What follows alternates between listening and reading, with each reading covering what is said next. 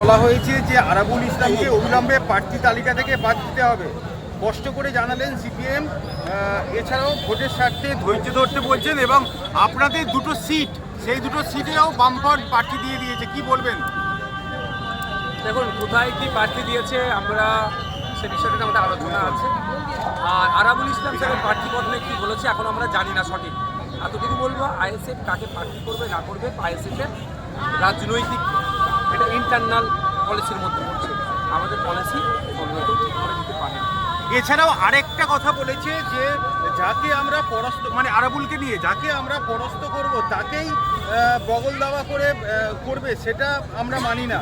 আইএসএফের সমর্থককে খুন করেছে যে সেই বৃত্তদের নিয়ে কোনো লাভ হবে না। যারা এপাশ ওপাশ করে বামপন্থী সেটাকে সমর্থন করে না।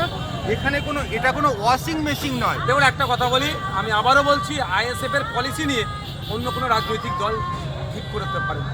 আইএসএফের নির্দিষ্ট দলের একটা পলিসি আছে। আমরা কোনো দলের লেজুর ভিত্তি হয়ে চলতে পারি না। Thank you.